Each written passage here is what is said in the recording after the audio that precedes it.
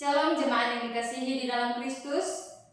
Pada saat ini kita akan masuk dalam perenungan kebenaran firman Tuhan yang terdapat dalam ayat Alkitab Filipi pasal 4 ayat 2 sampai 9. Dalam ayat ini mengatakan, dalam kehidupan ini kita tidak bisa lepas dari tekanan, pergumulan dan berbagai kekhawatiran. Bahkan di tengah-tengah gereja sekalipun konflik dan perbedaan bisa muncul, tetapi hari ini kita akan melihat bahwa melalui firman Tuhan kita diajarkan bagaimana tetap memiliki damai sejahtera bukan karena dunia terang, tetapi karena Tuhan yang selalu menjaga kita.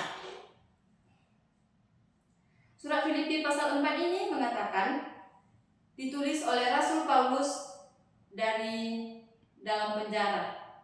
Namun justru dari tempat itu ia menuliskan pesan yang penuh damai dan sukacita. Bagaimana mungkin, karena damai sejati tidak tergantung pada situasi tetapi pada hubungan kita dengan Tuhan. Nah, pada saat ini kita akan masuk dalam perenungan ini terbagi dalam 2 poin. Yang pertama, hidup dalam kesatuan dan sukacita yang sejati. Kita bisa lihat dari ayat 2 sampai ayat 5. Saudara-saudari, mari kita mulai. Hal pertama yang ditekankan oleh Paulus dalam ayat ini, salah satu musuh damai sejahtera adalah perselisihan dan hubungan yang rusak. Dan hal itu sedang terjadi di jemaat Filipi. Paulus menyebut 2 nama secara langsung, yaitu Euodia dan Sintike.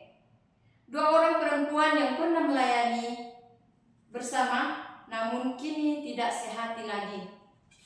Paulus tidak membela salah satu dari mereka. Ia mendorong keduanya untuk berdamai, untuk kembali sehati sepikir dalam Tuhan. Ia menunjukkan bahwa betapa pentingnya kesatuan dalam tubuh Kristus. Lalu Paulus melanjutkan dengan perintah yang mungkin terdengar aneh bagi kita, yang berbunyi, bersukacitalah senantiasa dalam Tuhan. Ini bukan sekedar nasihat agar berpikir positif, tetapi ajakan untuk bersandar pada sumber sukacita yang sejati. Tuhan sendiri kemudian ia berkata, biarlah kelemah lembutan diketahui semua orang. Ini berbicara tentang sikap hati yang penuh kasih dan sabar yang menjadi kesaksian nyata dari hidup orang percaya. Jadi poin ini berkata, ingin mengajarkan kita kalau kita mau dalam damai, kita harus menjaga hubungan yang sehat dengan sesama serta memiliki hati yang bersukacita kepada Tuhan bukan karena keadaan.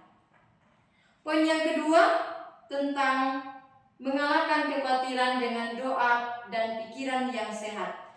Ini bisa kita lihat dalam ayat 6 sampai ayat 9. Kita masuk pada pelajaran kedua dari bagian ini. Paulus tahu bahwa jemaat menghadapi banyak tekanan dan kekhawatiran. Karena itu, ia berkata dengan jelas, janganlah hendaknya kamu khawatir tentang apapun juga. Ini bukan perintah untuk kita untuk tidak merasa khawatir, melainkan ajakan agar kita tidak dikuasai oleh kekhawatiran. Solusinya bukan mengabaikan masalah, tapi membawanya kepada Tuhan dalam doa. Paulus menambahkan, nyatakanlah dalam segala hal keinginanmu kepada Allah dalam doa dan permohonan dengan ucapan syukur. Saat kita berdoa, Tuhan mungkin tidak langsung mengubah situasi kita, tapi Dia mengubah hati kita dan memenuhi kita dengan damai-Nya. Dan damai sejahtera inilah yang dijanjikan dalam ayat 7, yang berbunyi, damai sejahtera Allah yang melampaui segala akal akan memelihara hati dan pikiran dalam Yesus Kristus. Setelah itu, Paulus mengingatkan kita untuk mengisi pikiran kita dengan hal-hal yang benar dan mulia. Pikiran yang sehat akan menolong kita hidup dengan sikap yang benar.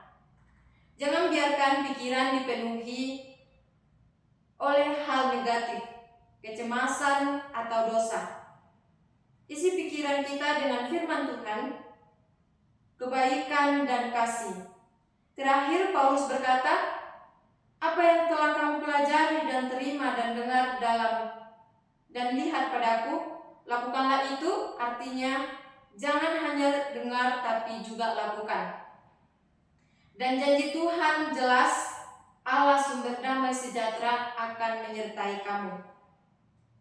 Dari 2 poin tadi, kita bisa ambil beberapa hal praktis untuk diterapkan dalam kehidupan kita sehari-hari.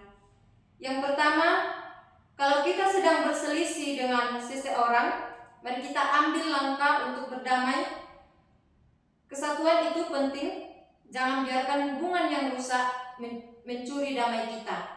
Yang kedua, kalau hari-hari kita merasa gelisah, mari kita datang kepada Tuhan dalam doa. Jangan hadapi sendiri, Tuhan rindu mendengar isi hati kita dan memberi damai-Nya. Yang ketiga, perhatikan apa yang kita isi dalam pikiran. Pikiran yang dipenuhi oleh hal-hal dari Tuhan akan membawa damai dan kekuatan rohani.